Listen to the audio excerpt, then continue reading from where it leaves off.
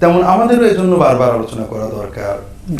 অনেক সময় মুসলিম ইমানি চেতনা সহ শিরক করে ফেলেন না বুঝে, শয়তানের প্ররোচনায়। অনেকে অসময় এই শিরকটাকে তিনি দিন মনে করেন। আর এজন্যই আল্লাহ কোরআন কারীমে সাবধান করেছেন, ওমা ইউমিনু আকতারুহুম বিল্লাহি ইল্লা ওয়া হুম মুশরিকুন। অধিকাংশ মানুষ ঈমান আনার পরে ঈমানের সাথে সাথে শিরকে লিপ্ত হয়ে পড়ে। তো এজন্য আমাদের এ ব্যাপারে সচেতন হওয়া আসলেই দরকার। তে শিরক যেগুলো আমরা মুসলমান সমাজে ঢুকে পড়ে, এগুলো ব্যাখ্যা করতে একটু সময় প্রয়োজন। অনেক সময় ইসলামী একটা কর্মই ভুল চেতনার কারণে শিরক হয়ে যেতে পারে। যেমন আমরা মুসলমানেরা আলেম ওলামার কাছে যাই, পীর মাশায়েখের কাছে যাই, আবার আরবের কাফেররা তাদের কাহিন বা পুরোহিতের কাছে যেত। আমাদের অমুসলিম ভাইরা তাদের ঠাকুর, সন্ন্যাসী বা ফাদারদের কাছে যান। এই যে যাওয়া, এই যাওয়ার ক্ষেত্রে ইসলামী চেতনা আর ইসলামের বাইরে যারা তাদের চেতনার পার্থক্য না বুঝলে আমরা শিরক করে ফেলতে পারি। অন্যান্য ধর্মে, অনেক ধর্মে পুরোহিত রয়েছেন যারা আল্লাহ এবং বান্দার মাঝখানে মধ্যস্থতা করেন। যেমন একজন হিন্দু যখন আল্লাহর তাদের ধর্মে তার স্রষ্টার ইবাদত করতে চান, তিনি পূজার আয়োজন করেন, ব্রাহ্মণ বা ঠাকুর এসে পূজা পাঠ করে দেন। ওই বাড়িওয়ালা যিনি ব্রাহ্মণ নন, তিনি কিন্তু পূজা পাঠ করতে পারবেন না। এটা এই যে আল্লাহর সাথে সম্পর্ক তৈরির দায়িত্বটা একটা নির্দিষ্ট ব্যক্তির উপরে, এবং তিনি ওই ব্যক্তির উপর নির্ভর করছেন। আবার খ্রিস্টান ধর্মে কেউ পাপ করলে তার পাপের কথাটা ফাদারকে যে বলতে হবে, তিনি আল্লাহকে সরাসরি বলতে পারছেন না। হুকুম নাই, না তাদের বিধান নাই, এরকম নিয়ম না আর কি তাদের। যাই হোক, এটা আমাদের আলোচ্য বিষয়, সমালোচনার বিষয় না, তাদের ধর্মের বিষয় এটা। আমাদের ধর্মে যদি কেউ মনে করে যে ঠিক আল্লাহ এবং বান্দার মাঝখানে কোনো পুরোহিত আছে বা থাকতে পারে, তাহলে এটা শিরক। তাহলে প্রশ্ন হবে যে আমরা কি কেন আলেম ওলামা পীর মাশায়েখের কাছে যাব? এবং তাহলে কি প্রশ্নটা আরো যদি আমি আমার হৃদয় থেকে বলি স্যার, তাহলে এটা বলবো যে তাহলে কি আমরা পীর মাশায়েখের কাছে যাব না? এটা প্রশ্ন হতে পারে, স্বাভাবিক। বিষয় হলো ইসলামে আলেম ওলামা পীর মাশায়েখের কাছে যাওয়া আর ওইটার ভিতরে আকাশ পাতালের পার্থক্য রয়েছে, এটা বুঝতে হবে। একজন অমুসলমান যখন কোনো ঠাকুর পুরোহিতের কাছে যান, দুটো বিষয় তার মাথায় থাকে। একটা হলো এই ব্যক্তি আল্লাহর ইবাদত করতে করতে এমন একটা ঐশ্বরিক ডিভাইন ক্ষমতা অর্জন করেছেন বা সম্পর্ক হয়েছে যে আমি তার কাছে গেলে তার নেক নজরে তিনি আমার মঙ্গল অমঙ্গল কিছু হলেও দিতে পারবেন। ঈশ্বর থেকেই, গড থেকেই তিনি ওটা পেয়েছেন, কিন্তু এখন এটার মালিক তিনি, এবং তিনি ইচ্ছা করলে আমাকে দিতে পারবেন, আমার কিছু কল্যাণ অকল্যাণ করে দিতে পারবেন। আরেকটা হলো যে আমি যে আমার স্রষ্টার কাছে যাব, আমি আমার আবেদনটা জানাবো, আমি সরাসরি জানালে হবে না, ওনার মাধ্যমে গেলে জিনিসটা আমি পেয়ে যাব, প্রপারলি হবে, আর না হয় প্রপার হবে না। আর মুসলমান বিশ্বাস করে যে আল্লাহ ছাড়া কোনো ব্যক্তি, কোনো বুজুর্গ, নেককার কোনো মানুষ কখনো কোনো ঐশ্বরিক ক্ষমতা অর্জন করতে পারে না। কোনো ক্ষমতা, কল্যাণ অকল্যাণের ক্ষমতা আল্লাহ ছাড়া কারোর আছে বিশ্বাস করলেই শিরক হবে। দ্বিতীয়ত, মুসলমান কখনোই মনে করতে পারে না যে আমি আমার আল্লাহকে ডাকবো, মাঝখানে কোনো মধ্যস্থ লাগবে, এটাও শিরক। মুসলমান পীর মাশায়েখ আলেম ওলামার কাছে যাবে কি জন্য? তাদের কাছে শিখতে, যে আমি আল্লাহকে কিভাবে ডাকবো। দুটো জিনিস তারা সেখানে পাবেন, একটা হলো যে শেখা, আর একটা হলো প্রেরণা পাওয়া কর্মের। আমরা অনেক সময় শিখি, কিন্তু যে ব্যক্তি আমাকে শিক্ষা দিচ্ছেন তার ভিতরে যদি ওই কর্মটা না থাকে, তিনি যদি তার প্রতি আমার ভক্তি পরিপূর্ণ না থাকে, তার কথা আমার হৃদয়ে প্রভাব ফেলে না। এই জন্য আমরা দেখেছি অনেক তালেবে ইলম মাদ্রাসায় পড়ে অনেক ইলম অর্জন করেছে, কিন্তু কর্ম তার খারাপ। কিন্তু অনেক ব্যক্তি মাদ্রাসায় পড়েননি, একজন নেককার ব্যক্তির সহবতে যে তার কর্ম অনেক ভালো হয়ে গেছে, এবং এই কারণে আল্লাহ তাআলা নির্দেশও করেছেন, কুনু মা'আস সাদিকিন, নেককার সত্যবাদীদের সাহচর্য লাভ করো। এই জন্য ইসলামে নির্দেশ হলো আলেম ওলামা পীর মাশায়েখদের সাহচর্য লাভের মাধ্যমে জ্ঞান অর্জন করা, কর্মশিক্ষা, কর্মে প্রেরণা পাওয়া। কিন্তু এবাদতটা হবে সরাসরি আল্লাহর, মাঝখানে কোনো মধ্যস্থতা লাগবে। অর্থাৎ আমার এবাদত, আমি যতই এবাদত করি না কেন, কোনো ব্যক্তির সহায়তা ছাড়া, পীর সাহেব, মৌলানা সাহেবের সহায়তা ছাড়া তিনি না বলে দিলে হবে না। এটা অত্যন্ত ইসলাম বিরোধী এবং শিরকি চেতনা। আমাদের সমাজে অনেক সময় অনেকে কোরআন শরীফ পড়ে বসে থাকেন যে হুজুর আমি রমজানে কোরআন খতম করেছি, আপনি একটু বকশে দেবেন। অর্থাৎ এমন জন্য হয়েছে যে তার কোরআনটা এখন ওটা কারেন্ট অ্যাকাউন্টে জমা আছে, আমি বলার পরে তার আব্বা আম্মা পাবেন। এর আগে বিষয়টা এরকম না। তিনি যখন নিয়ত করেছেন কোরআন শরীফ পড়া যে আমার আব্বা আম্মা, তিনি সবটা চলে গেল। মৌলানা সাহেব বড় তো দোয়া করতে পারেন যে আল্লাহ আমাদের সবাইকে ক্ষমা করে দেন, যে যা পড়েছে কবুল করে নেন। তো এই জন্য কোনো ব্যক্তির মাধ্যমে দোয়া যেতে হয় না, দোয়া আমি আমারটা করবো, ব্যক্তি আমাকে শিখিয়ে দেবেন। এটা আমাদের ভুল চেতনার অংশ যে আমি যখন পড়েছি, কালেমা পড়া, কোরআন খতম করা সুন্নত সম্মত কি, এটা আমরা অন্য একদিন আলোচনা করি। মৃত ব্যক্তির প্রতি মাসনুন দোয়ার পদ্ধতি, তো বিষয় হলো আমি যখন কোরআন পড়েছি, কালেমা পড়েছি, আমার নিয়ত ছিল এটা অমুকের জন্য, ওটা সঙ্গে সঙ্গে তার কাছে চলে গেছে। আমি বড়জোর বলতে পারি আল্লাহ যে যা পড়েছে কবুল করে নেন, কবুলিয়াতের দোয়া করতে পারি। সংখ্যাটা আমার জানা, আমার আল্লাহ জানেন না। হযরত আব্দুল্লাহ ইবনে ওমর কিছু মানুষকে দেখেন গুনে গুনে জিকির করছে, বলে তোমার গুনাহগুলো গুনতে পারো না? সওয়াব গুনার জন্য আল্লাহর ফেরেশতারা রয়েছে না, তুমি কি মনে করো ফেরেশতারা ভুল করবে? তুমি গুনে রাখছো আল্লাহর কাছে, সেজন্য কিয়ামতের দিন। আল্লাহু আকবার।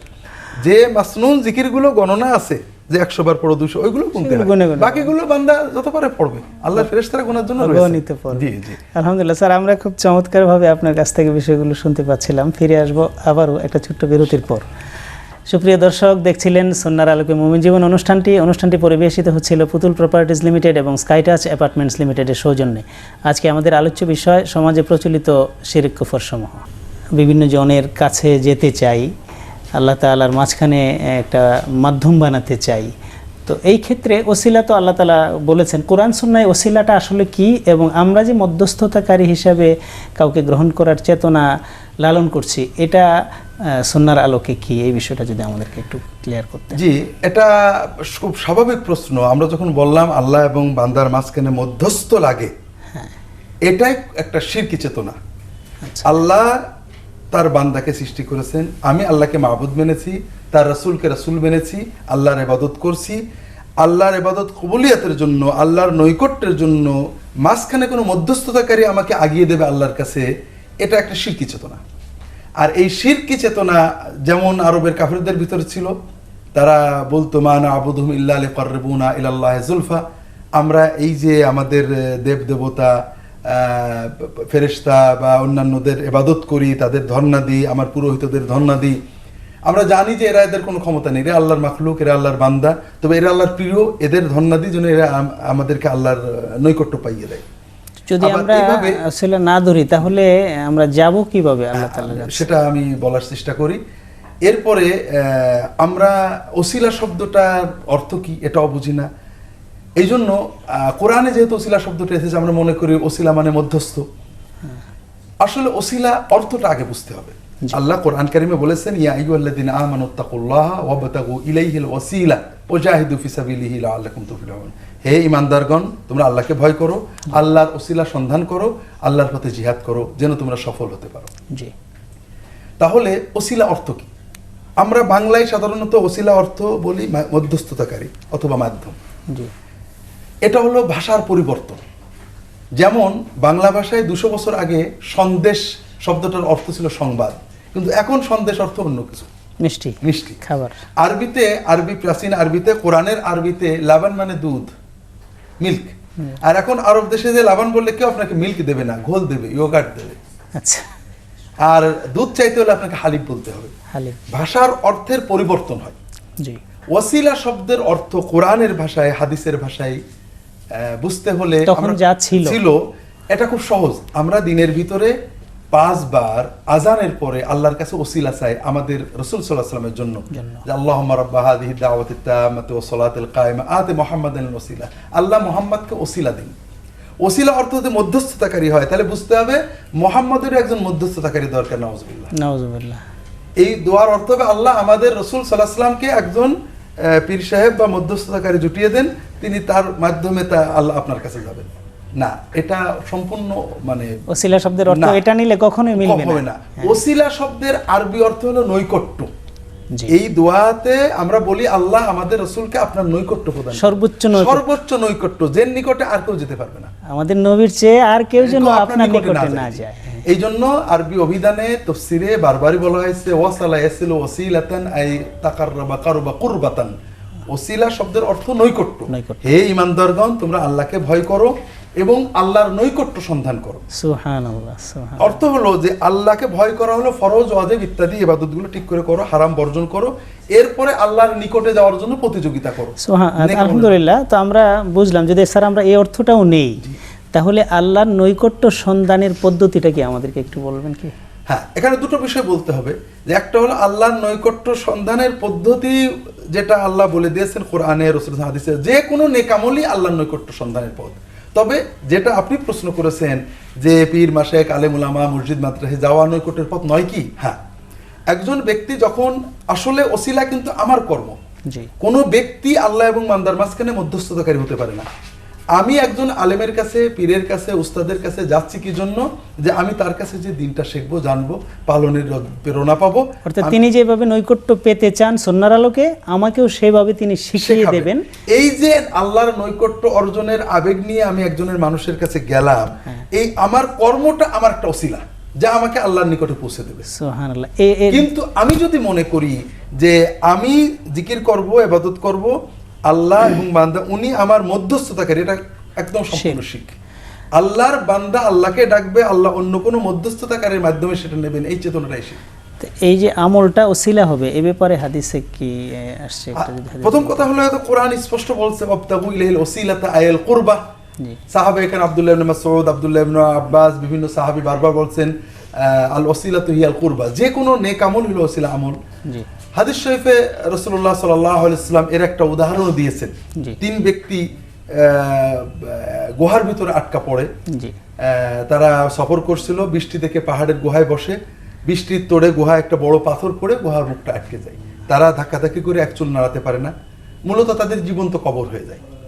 তারা তখন বলে, আমরা এখন আল্লাহর কাছে ওসিলা দিয়ে দোয়া চাবো, আমাদের কর্মের ওসিলা, আমরা জীবনের সবচেয়ে বড় নেক কর্ম যেটা করেছি সেই কর্মের ওসিলা দিয়ে। মূলত আমার কর্মটা রাসূল সাল্লাল্লাহু আলাইহি ওয়াসাল্লামকে ভালোবাসা, তার প্রতি ঈমান আনা, নেককার আলেমদের সহবতে যাওয়া, আমার এই কর্মটা আমার মানে আমার আল্লাহর নৈকট্য, এর মাধ্যমে আমরা নৈকট্য অর্জন করব।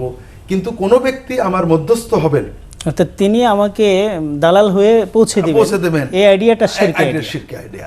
এখানে বুঝতে হবে, আমরা অনেক সময় যুক্তি দিই, এটা আরবের কাফেররা যুক্তি দিত। শাহুল্লাহ মুহাদ্দিদ দেহলভী তার বিভিন্ন গ্রন্থে ব্যাখ্যা করেছেন, আল কাউলুল জামিল, বালাগুল মুবিন, হুজ্জাতুল্লাহিল বালিগা, যে পৃথিবীতে একটা বড় রাজা বাদশার কাছে যেতে গেলে বিভিন্ন মন্ত্রী মিনিস্টারের মধ্যস্থতা লাগে, যে আল্লাহ তো রাজাদিরাজ, তার কাছে যেতে আল্লাহর প্রিয় বান্দাদের মধ্যস্থতা লাগবে, এবং সেই সাথে তিনি এই মধ্যস্থতা করবার জন্য তো ফেরেশতারা ইত্যাদি বানায় রাখছেন, তাদের মাধ্যম দিয়ে যেতে হবে। জি, এটা অনেকে মনে করেন। এখানে কয়েকটা বিষয় আল্লাহ কোরআনে এই ব্যাপারে বলেছেন, ফালা তাদরিবু লিল্লাহিল আমসাল, আল্লাহকে কিছুর সাথে তুলনা করো না। এই যে শিরকের অজুহাত হিসেবে বিষয়টার প্রথম কথা, রাজা বাদশার কাছে মধ্যস্থতা লাগে কেন? কারণ রাজা বাদশা আমার হালত জানেন না, আমি যে ভালো না মন্দ, কোন দল করি, তার অনুগত কি না। একজন লোক সাক্ষী দিলে যে হ্যাঁ উনি আপনার অনুগত বা আপনার দলের, তখন তিনি বুঝতে পারেন। আল্লাহর ক্ষেত্রে তো এটা প্রযোজ্য না, আল্লাহ তোমাকে সবচেয়ে ভালো চেনেন। দুই নম্বর কথা, রাজা বাদশা রাগ করতে পারেন, তিনি রাগ করে নাও দিতে পারেন। একজন মধ্যস্থতাকারী সুপারিশ করলে তার মনটা নরম হবে, কিন্তু আল্লাহ তো সব মধ্যস্থতাকারীতে নিজে দয়ালু, তার কাছে অন্য। তবে একজন নেককার মানুষের দোয়া চাওয়া যেতে পারে, আল্লাহর প্রিয় বান্দারা আল্লাহর কাছে শাফাআত করতে পারেন, সেই শাফাআত আল্লাহর অনুমতিতে করতে পারবেন, কিন্তু আমাদের চাইতে হবে আল্লাহর কাছে। কেউ নিজের ইচ্ছা মতো মধ্যস্থতা করবেন অথবা কারোর মধ্যস্থতা ছাড়া আল্লাহর কাছে আমার ইবাদত কবুল হবে না। অনেক সময় আমরা বলি যে যত ইবাদতই করো, তুমি যদি একজন শায়েখের অনুগামী না হও তাহলে ইবাদত কবুল হবে না। এই চেতনাটা শিরকি। তবে দিন শেখার জন্য কোন নেককার মানুষের সোহবতে যাওয়ার চেতনা, এটা ইসলাম সম্মত। এর ভিতরে কোরআন এবং সুন্নাহর নির্দেশনা রয়েছে। আল্লাহ রাসূল সাল্লাল্লাহু আলাইহি ওয়াসাল্লাম বলছেন, যখন কিছু মানুষ একে অপরকে আল্লাহর জন্য ভালোবাসে, দুনিয়ার জন্য নয় দিনের জন্য ভালোবাসে, একসাথে বসে যাতায়াত করে, এতে আল্লাহ এত খুশি হন, তাদেরকে আল্লাহ কিয়ামতের দিন আরশের ছায়ায় আশ্রয় দান করবেন। এছাড়া আল্লাহ তাআলা কোরআনে নির্দেশও করেছেন, ফাসআলু আহলা যিকরি ইন কুনতুম লা তা'লামুন কুনু মা সাদিকিন। মাসালুল জালিসিস সালিহ, রাসূলুল্লাহ সাল্লাল্লাহু আলাইহি ওয়াসাল্লাম বলছেন, নেককার মানুষের সোহবতে বসা, এটার দ্বারা মানুষ কোনো না কোনো ভাবে উপকৃত হয়। ফাসআলু আহলা যিকর, অর্থগুলো যদি বলতেন আমাদের দর্শকদের জন্য। ফাসআলু আহলা যিকরি ইন কুনতুম লা তা'লামুন, তোমরা না জানলে, যারা জানেন, যারা কোরআন চর্চা করেন, যারা আল্লাহর দ্বীনের চর্চা করেন, আমল করেন, তাদেরকে জিজ্ঞাসা করো। এই জন্য আমরা ইসলামী কাজটাই প্রকারান্তরে মানে শিরকের ভিতরে চলে যাচ্ছে, অনইসলামিক হয়ে যাচ্ছে। আর এখানে আরেকটা বিষয় আছে, যে আমরা কি জন্য যাচ্ছি এটার উপর নির্ভর করে কার কাছে যাচ্ছি। আমরা যদি শিখতে যেতে চাই তাহলে যে জানেন তার কাছে, আমরা সুন্নত নিতে চাই তাহলে যার কাছে সুন্নত আছে তার কাছে যাব। আর যদি আমরা মধ্যস্থতার জন্য যাই, তখন আমরা মনে করি উনি বাইরে কিছু হোক আর না হোক, উনি হয়তো আল্লাহর সাথে একটা বিশেষ লাইন ঘাট আছে, আমাকে পৌঁছে দেবেন। অনেকে মনে করেন যে আল্লাহ নেককার বান্দাদের সোহবত পেলে আমি আমল ভালো করি আর মন্দ করি, ওনারা আমাদেরকে পার করে নিয়ে যেতে পারবে। ওনারাও এই আইডিয়া দেন কেউ কেউ, এটা সবাই দেন না ইনশাআল্লাহ, এটাও শিরকি ধারণা। আল্লাহ রসুল সাল্লাল্লাহু আলাইহি ওয়াসাল্লাম তার কন্যা ফাতেমাকে ডেকে বলছেন সহিহ বুখারী অন্যান্য গ্রন্থের হাদিস, ইয়া ফাতেমা আনকিদি নাফসাকি মিনান নার ফাইন্নী লা উগনি আনকি মিনাল্লাহি শাইআ ইয়াউমাল কিয়ামা। হে ফাতেমা, নিজের আমল করে নিজেকে জাহান্নাম থেকে বাঁচাতে হবে। আমি তোমার পিতা হলো কিয়ামতের দিন আল্লাহর কাছে তোমার জন্য কিছুই করতে পারবো না। বুখারী শরীফে অন্য হাদিসে রাসূলুল্লাহ সাল্লাল্লাহু আলাইহি ওয়াসাল্লাম যাকাতের নসিহত করেন, যাকাত দাও। এরপরে বলেন যে যে যাকাত না তার ওই সম্পদ কিয়ামতের দিন তাকে আযাব দেবে, তাকে পাড়াবে, তাকে কামড়াবে। তখন সে আমাকে দেখে বলবে, ইয়া মুহাম্মদ আনকিদনি, ইয়া রাসূলুল্লাহ আমাকে বাঁচান, তরান আমাকে। তখন আমি বলবো লা উগনি আনকা শাইয়ান কাদ বাল্লাগতুকা। রাসূলুল্লাহ সাল্লাল্লাহু আলাইহি ওয়াসাল্লাম বলছেন, আমি তাকে বলবো আমি কিছুই করতে পারবো না, তোমাকে তো বলে দিছিলাম এটা করলে এইটা হবে, এখন আমার কিছু করণীয় নেই। যে আল্লাহ সুবহানাহু ওয়া তাআলা সবকিছু পারেন, পারার পরেও তিনি কাজ করাবার জন্য কিছু ফেরেশতা নিয়োগ করছেন, তিনি কাজ করাবার জন্য পীর, ওলিয়া, আউলিয়া, গাউস, কুতুব এই ধরনের কিছু শ্রেণী বিন্যাস করেছেন বলে তারা বলতে চান। এই বিষয়টি সম্পর্কে এটা খুব গুরুত্বপূর্ণ বিষয় বলেছেন। প্রথম কথা হলো আল্লাহ কাজ করার জন্য ফেরেশতা নিয়োগ করেছেন, এটা সত্য। আল্লাহ মিকাইলকে রিজিকের দায়িত্ব দিয়েছেন, মালাকুল মউতকে মৃত্যুর দায়িত্ব দিয়েছেন, কিন্তু আমরা কিছু চাইতে গেলে কি মিকাইলের কাছে চাইবো না আল্লাহর কাছে চাইবো? আমার আয়ু কি জিবরাইল ফেরেশতার ধন্যবাদ দেবো না আল্লাহর কাছে ধন্যবাদ দেবো? আল্লাহ তাআলার কাছে। দুই নম্বর কথা যে আল্লাহ কোনো মানুষকে কোনো দায়িত্ব দিয়েছেন, কোনো পীর, অলি, গওস, কুতুব, নবী, রসুলকে আল্লাহ কোনো দায়িত্ব দেন, মিথ্যা কথা। কোরআন সুন্নাহ কোথাও এই কথা নেই। ফেরেশতাদেরকে দায়িত্ব দিয়েছেন, মানে ক্ষমতা দেননি, আল্লাহর হুকুমে তারা কাজ করেন। আর কোনো মানুষ, নবী, রসুল, পীর কোনো দায়িত্ব দেননি, তাদের একটাই দায়িত্ব শিক্ষা দেওয়া। তো দায়িত্ব দেননি, কিন্তু তারপরে তারা বলতে চাচ্ছেন যে ফেরেশতা দিয়ে যেহেতু আল্লাহ কাজ করান, তো মানুষ তো ফেরেশতাদের চেয়েও মর্যাদাময় আল্লাহ তাআলার কাছে, তো তারা দায়িত্ব দেননি। এটা মর্যাদা বেশি হলে দায়িত্ব কম হয়। মানুষ, সব মানুষ নয়, ফেরেশতাদের চেয়ে মর্যাদা বেশি কিনা এটা কোরআন হাদিসে এইভাবে প্রমাণিত নয়। দুই নম্বর কথা হলো যে আমরা দিনটা শিখবো কোরআন এবং সুন্নাহ দিয়ে, নিজের যত মুশরিক সবাই এই যুক্তি দিয়ে মুশরিক করেছেন। আল্লাহ ফেরেশতাদের যেহেতু দায়িত্ব দিয়েছেন, নিশ্চয়ই কিছু ক্ষমতা আছে। এই যে বিভিন্ন ধর্মে আরবের কাফেররাও ফেরেশতাদের পূজা করত, জীবনের দরকার হলে মালাকুল মউতের কাছে ধন্যবাদ দিত। আমাদের হিন্দু ভাইয়েরা জমের কাছে বা বিভিন্ন এটা তো ওইখান থেকে আসছে। এই জন্য আল্লাহ তাআলা যাকে দিয়ে চান কাজ করেন, কিন্তু আল্লাহর বান্দা আল্লাহকে ডাকবে, মাঝে দোয়া করবে, মধ্যস্থতাকারী লাগবে না। এটা ইসলামের মৌলিক শিক্ষা। বুঝতে হবে যে আল্লাহ কোরআনে বলেছেন, ওয়াইজা সাআলাকা ইবাদি আন্নী ফাইন্নী কারীবুন উজিবু দাওয়াতাদ দাঈ ইযা দাআন। আমার বান্দা আপনাকে আমার কথা জিজ্ঞাসা করলে আমি বান্দার কাছে আছি। যে আল্লাহ আমার কাছে, তিনি ওয়াদা করছেন আমার বান্দা আমাকে ডাকলে আমি তার ডাকে সাড়া দেবো।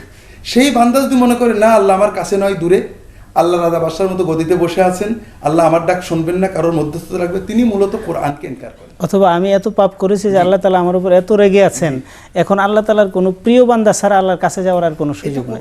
কত বড় নাদানি যে আল্লাহ যিনি সব বান্দার চেয়ে, সব মায়ের চেয়ে দয়ালু, রহমান রহিম। প্রথম শিক্ষা বিসমিল্লাহির রহমানির রহিম। রহমান রহিম আল্লাহর কাছে যাইতে আর কোনো ব্যক্তির কি সুপারিশ লাগে? দ্বিতীয় কথা হলো যে আল্লাহ কাফেরদের কথা বলেছেন যে কাফেরদের দোয়া আল্লাহ কবুল করেন। কুল লা ইয়া'বাউ বিকুম রাব্বি লাউলা দুআউকুম ফাকাদ কাযাবতুম ফাসাউফা ইয়াকুনু লিজামা। কাফেরদেরকে আল্লাহ বলছেন যে তোমাদের দোয়া যদি আল্লাহর কাছে মাঝে মাঝে না করতে, তাহলে আল্লাহ তোমাদের ধ্বংস করে দিত। যে কাফেরের দোয়া আল্লাহ বিপদে পড়ে তখন আল্লাহকে এটাকে কবুল করেন, যে আমার দোয়া কবুল করবেন না, এটাও একটা কুফরি, অর্থাৎ আল্লাহর রহমত থেকে নিরাশ হওয়া, এটাও এক ধরনের কুফরি। আল্লাহ তাআলা আমাদেরকে এই প্রচলিত শিরক কুফরগুলো থেকে হেফাজত করুন। আল্লাহ তাআলা আপনাকে জাযায়ে খায়র দান করুন। আমিন আমিন, আল্লাহ কবুল করুন। দর্শক দেখছিলেন সুন্নাহর আলোকে মুমিন জীবন অনুষ্ঠানটি পরিবেশিত হচ্ছিল পুতুল প্রপার্টিজ লিমিটেড এবং স্কাইটাচ অ্যাপার্টমেন্টস লিমিটেডের সৌজন্যে। আজকে আমাদের আলোচ্য বিষয় ছিল সুন্নাহর আলোকে সমাজে প্রচলিত শিরক কুফর সমূহ। আমরা বিস্তারিত বিষয়গুলো নিয়ে আসতে পারিনি, কিছু সংক্ষেপে কিছু বিষয় আপনাদের সামনে